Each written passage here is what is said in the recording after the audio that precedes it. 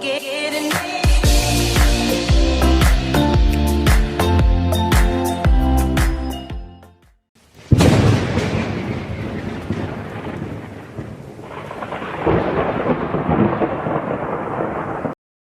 Hello students, welcome back to our channel Prime Physics. We have started with a beautiful series of electrostatics और आज हम बात करेंगे superposition principle. तो देखो धीरे धीरे टॉपिक आगे बढ़ रहा है। हमने अभी तक कवर किया इसका इंट्रोडक्शन और Coulomb's law.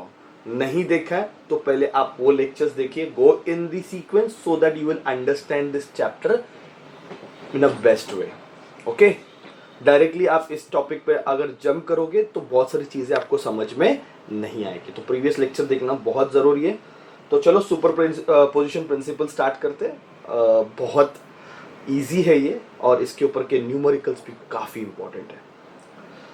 Superposition principle basically multiple forces के लिए यूज होते हैं, मतलब बहुत सारे चार्जेस है। सोचो, okay, this is charge Q1, ये पॉजिटिव है, ये चार्ज Q2 भी पॉजिटिव ले लेते हैं, ये चार्ज Q3 भी पॉजिटिव ले लेते हैं। Okay, and there is charge, let us say this is charge Q, okay, ये भी पॉजिटिव ले लेते हैं।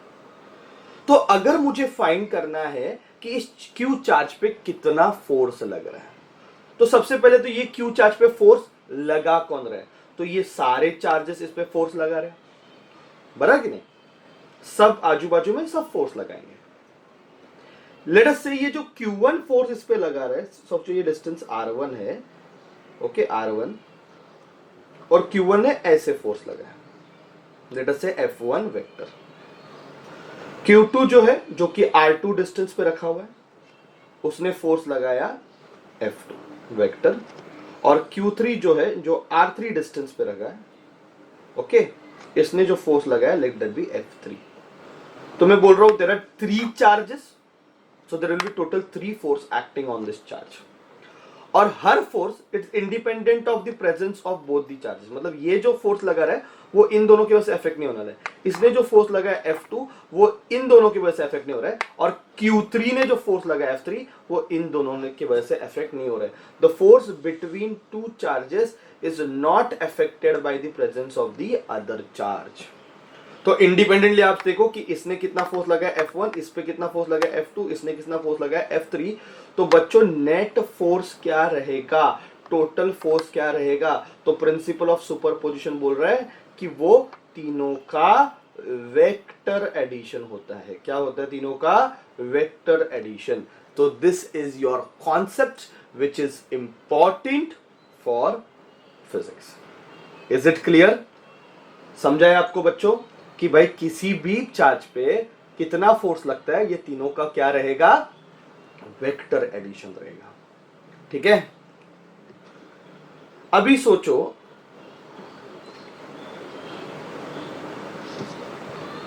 ये एक एक्स एक्सिस है, ठीक है, सम से ज्यादा अच्छे समझ में आएगा।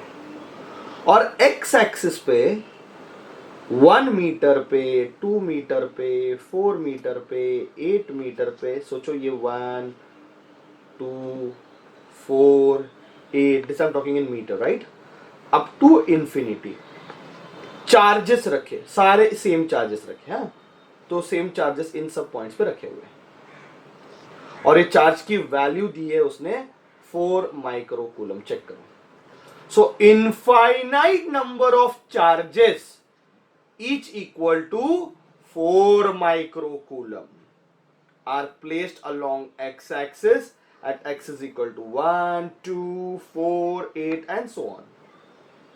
Find the force acting on 1 microcoulomb of charge which is placed at the origin.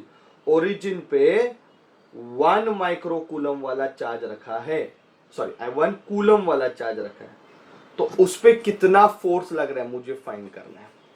तो बच्चों बहुत सिंपल सम है, इस पे कितना फोर्स लग रहा है फाइंड करना है।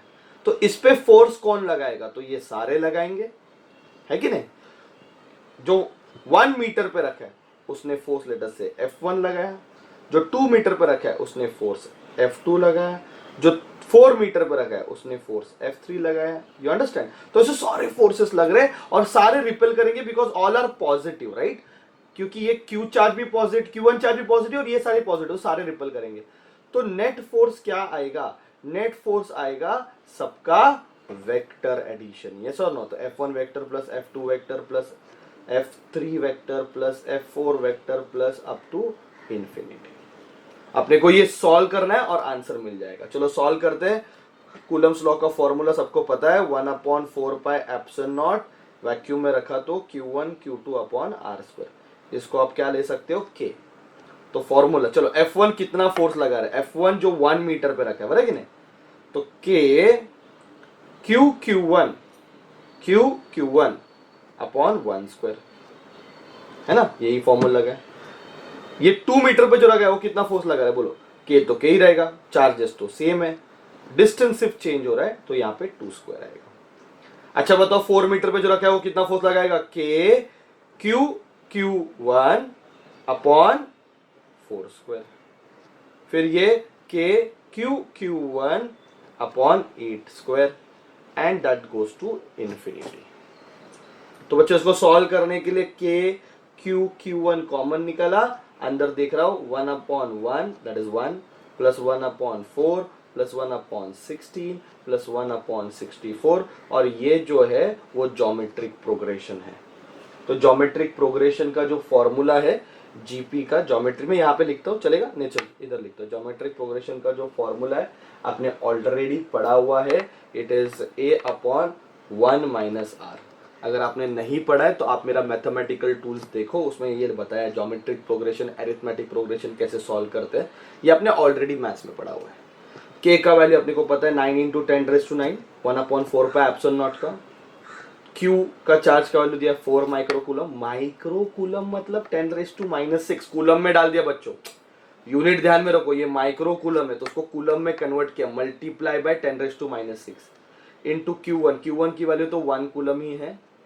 और ये ज्योमेट्रिक प्रोग्रेशन से सॉल्व कर लेते A, okay, that is 1, A क्या है 1 अपॉन 1 - R, बराबर कि नहीं, 1 - R, R की वैल्यू कितनी है 1/4, ठीक है। तो इसको सॉल्व करेंगे, 9 4 36 इंटू 10⁻³ इंटू इसका एलसीएम आएगा, इसका 3/4 है ना, ये 3/4 है तो उल्टा हो जाएगा, तो ये 4/3 हो जाएगा, मानते हो कि नहीं, 4/3 हो जाएगा। तो 3 1 3 कितने जा हो रहा है बच्चों, 3 12 12 4 कितना होता है 48, तो आंसर है 48 इंटू 10⁻³ और न्यूटन में रहेगा, ठीक है। तो सिर्फ ज्योमेट्रिक प्रोग्रेशन आपको सॉल्व करने को आना चाहिए, जो कि काफी इजीली अपन सॉल्व कर सकते हैं। बहुत इंपॉर्टेंट अच्छा सम है, मैं सारे अच्छे और इंपॉर्टेंट सम ही सॉल्व कर रहा हूँ, तो मैं सिलेक्टिव सम सॉल्व कर रहा हूँ, okay.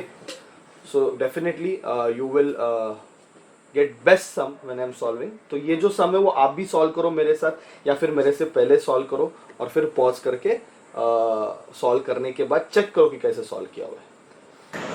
So let us go for the next sum, example number 2. 5 microcoulomb, 10 microcoulomb and minus 10 microcoulomb are placed in air at the corner A, B and C of an equilateral triangle. Air में रखा हुआ है, ठीक है, 3 charges है, एक equilateral triangle है, 3 charges A B C, name of the triangle. A पे 5 माइक्रोकूलम रखा है, B पे 10 माइक्रोकूलम रखा है और C पे -10 माइक्रोकूलम रखा है, और इक्विलैटरल ट्राइंगल का साइड दिया है 5 centimetre. Okay, you have to find force acting on A। इस पे कितना फोर्स लग रहा है फाइंड करो। चलो स्टेप नंबर 1, किसी पे भी अगर फोर्स फाइंड करना है तो आजू बाजू में कितने फोर्सेस है देख लो, okay. Identify number of surrounding charges, है ना, ये मेरा फर्स्ट स्टेप बन जाएगा कि इस चार्ज के सराउंडिंग में कितने चार्जेस है, तो आइडेंटिफाई करो 2 चार्जेस है, okay. Draw diagram of force acting on required charge लिख दूं मैं कि भाई जो चार्ज पे रिक्वायर्ड फोर्स है बता दो, तो ये डायग्राम ड्रॉ कर लेते हैं। जैसे कि ये पॉजिटिव है और ये भी पॉजिटिव है, तो ये वाला चार्ज जो 10 माइक्रोकूलम है वो जो इस पे लगाएगा वो रिपल करेगा, है ना। लेट अस से F1 वेक्टर चलेगा। रिपल क्यों करेगा समझो, क्योंकि ये पॉजिटिव और ये पॉजिटिव, ये नेगेटिव है और ये पॉजिटिव है, तो ये तो गारंटेडली अट्रैक्ट करने वाला है, तो ये F2 वेक्टर होगा। बात समझ में आया?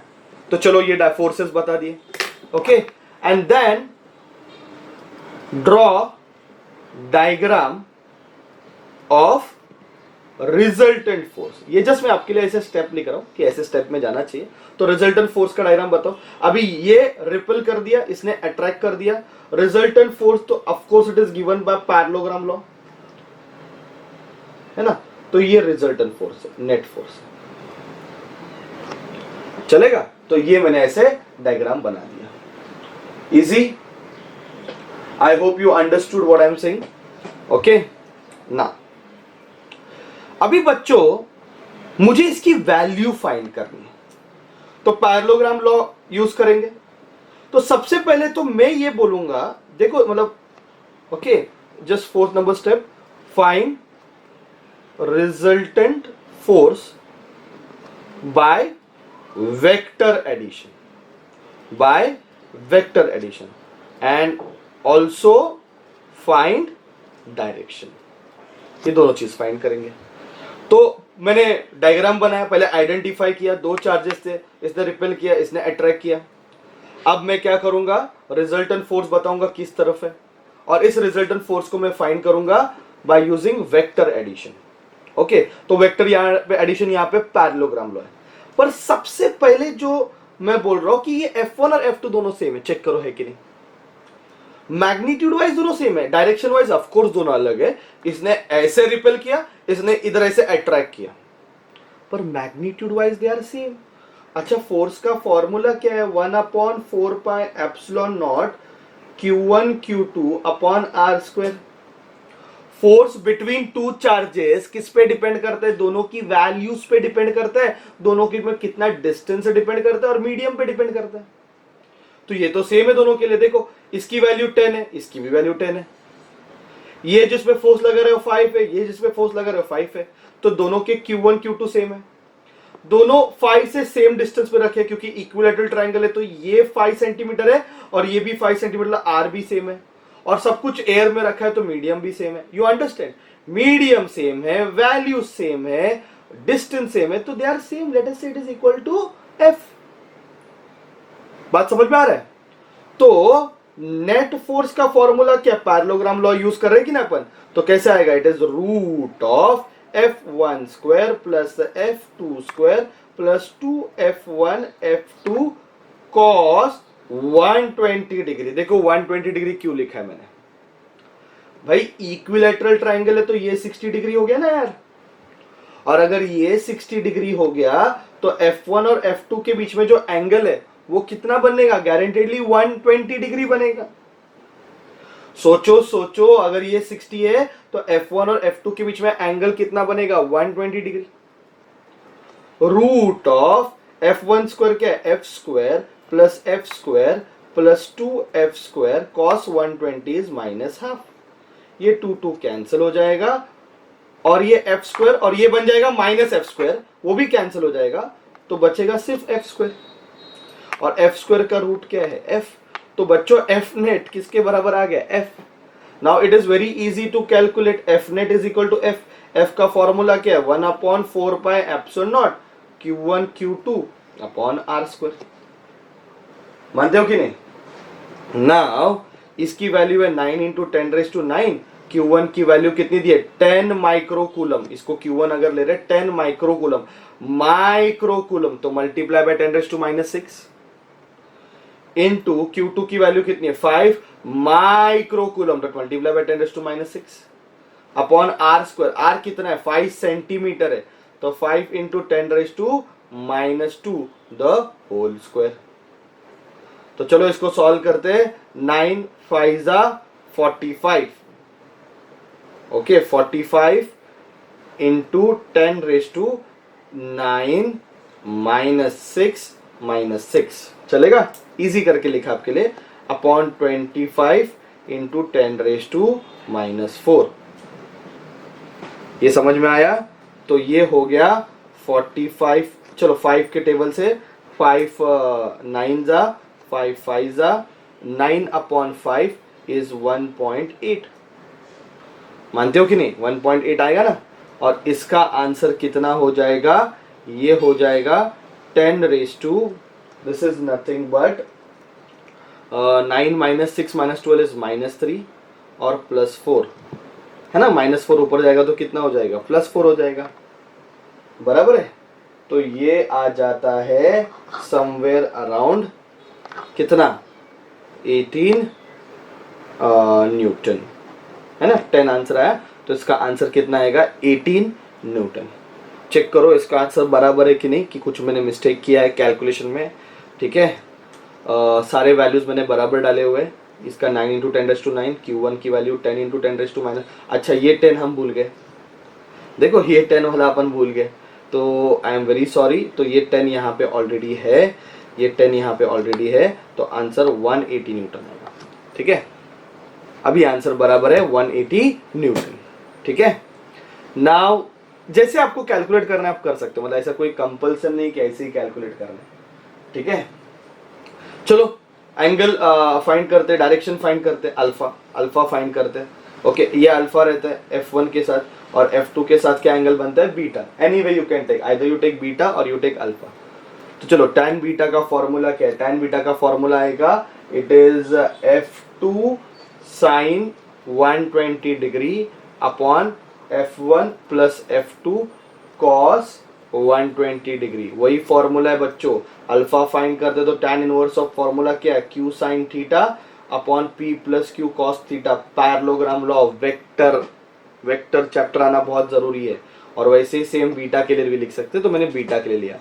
तो tan बीटा का फॉर्मूला, ठीक है, F2 की वैल्यू क्या है? ये सारे सेम है ना, F2 F1 F कोई बराबर है, और इसके आंसर कितना आया? 180 आया हुआ है। तो 180 sine 120 degree is √3/2 upon F1 is 180 plus F2 is 180 cos 120 is -half.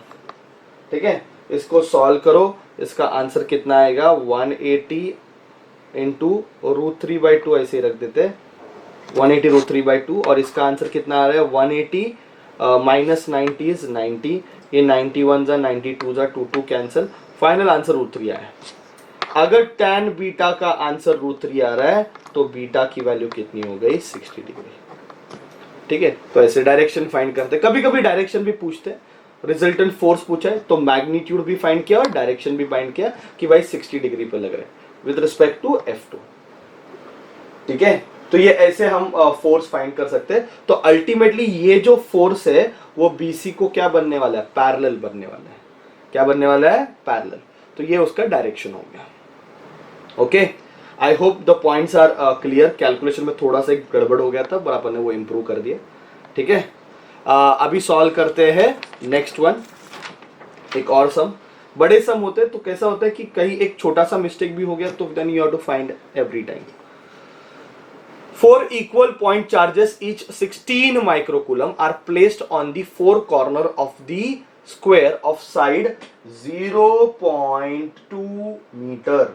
Okay, तो चलो भाई जनरल सॉल्व करते हैं, लास्ट में वैल्यू सब्स्टिट्यूट करते हैं। ये हमेशा ना चालाकी यूज करना है, लास्ट में वैल्यू सब्स्टिट्यूट करेंगे। ओके, तो चलो सेम चार्जेस रखे, सारे सेम चार्जेस है। ठीक है, तो ये Q है, ये Q है, ये Q, ओके, और ये भी कितना है? Q। तो सब में साइड कितना दिया हुआ है? 0.2 मीटर, और Q की वैल्यू उसने ऑलरेडी दी है 16 microcoulomb. Okay, find the force acting on any one of the charge. किसी एक चार्ज पे कितना फोर्स लग रहा है देखते हैं। तो चलो अभी समझ लो, इस चार्ज को कंसीडर करते हैं। सबसे पहले तो आइडेंटिफाई, क्या आइडेंटिफाई करना है? कितने चार्जेस आजू बाजू में है। तो इस चार्जेस के आजू बाजू में 3 चार्ज है। ठीक है, अपने को इस पे लगने वाला क्या फाइंड करना है? फोर्स फाइंड करना है। तो ये वाला चार्ज इस पे फोर्स लगाएगा F,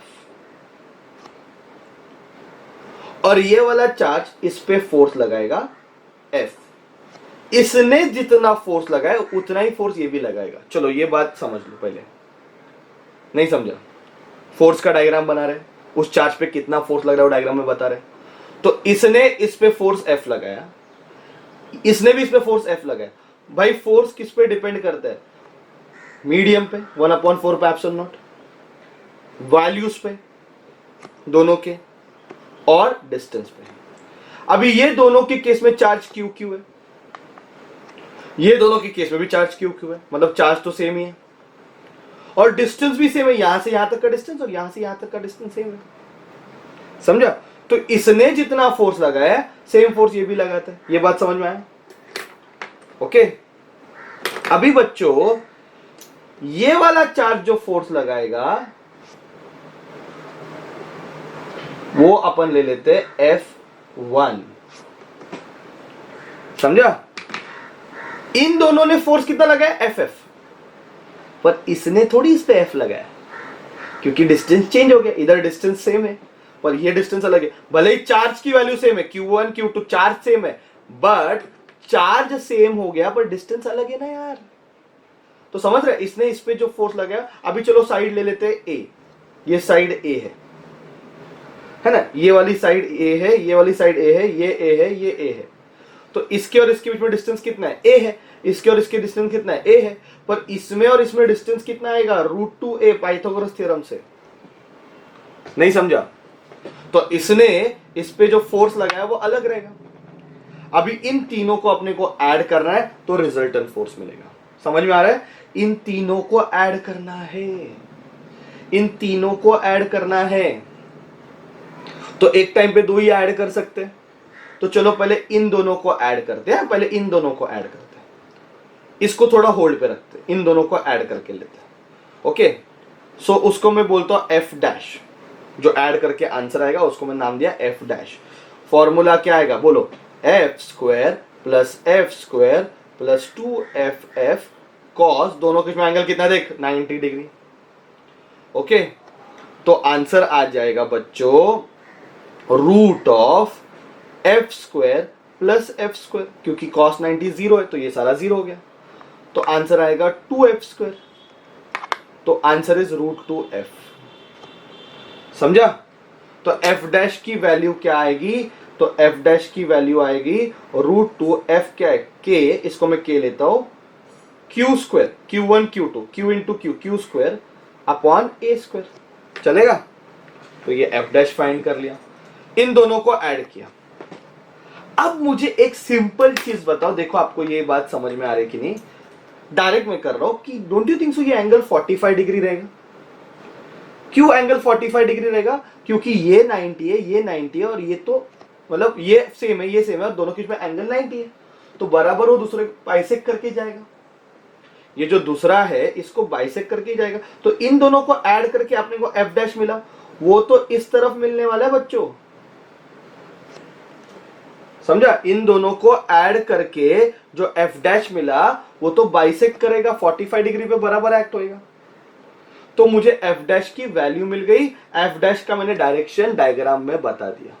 तो इन दोनों को ऐड करके मैंने F डैश निकाला और उसकी डायरेक्शन F1 के अलोंग है। अब मुझे बताओ F1 की वैल्यू कितनी? चलो F1 फाइंड कर लेते हैं। F1 क्या है? K Q है ना? ये भी Q है, ये भी Q है, तो Q1 Q2 Q² upon √2a the whole square. तो इसका आंसर आएगा K Q² अपॉन 2a²। तो अपने को अगर नेट फोर्स फाइंड करना इस पॉइंट पे, तो ये F1 प्लस F डैश होएगा। चेक कर, F1 प्लस F डैश, क्योंकि दोनों सेम डायरेक्शन में। F1 की वैल्यू क्या है? K Q² अपॉन 2a² और F डैश की वैल्यू कितनी है? √2K Q² upon a²। तो अगर मुझे F नेट फाइंड करना है तो कॉमन निकालो K Q² अपॉन a², इसको कॉमन निकाल दो तो अंदर बचेगा हाफ प्लस √2। अब मुझे लगता है वैल्यू सब पता है, 9 × 10⁻⁹ है, Q की वैल्यू 16 माइक्रोकूलम है, इधर देखो 16 into 10⁻⁻6 the whole square upon distance कितना दिया उसने 0.2 दिया है, 0.2 को 10⁻⁻1 द होल स्क्वायर लिखता हूँ और ये मैं लिख देता हूँ 1 प्लस 2√2 अपॉन 2। ठीक है, ये सिंपल कैलकुलेशन है, इतना डिफिकल्ट नहीं है। तो 9 into 10⁻9 into 256 into 10⁻⁻12 upon 2 into 10 sorry this is 4 into 10⁻⁻2 और यहाँ पे फिलहाल हम रख देंगे 1 प्लस 2√2 अपॉन 2। ठीक है, आप चाहिए तो √2 की वैल्यू 1.41 डालो और सॉल्व करो। Simplify this, try to get answer. इसका आंसर लगभग 110.3 न्यूटन आता है।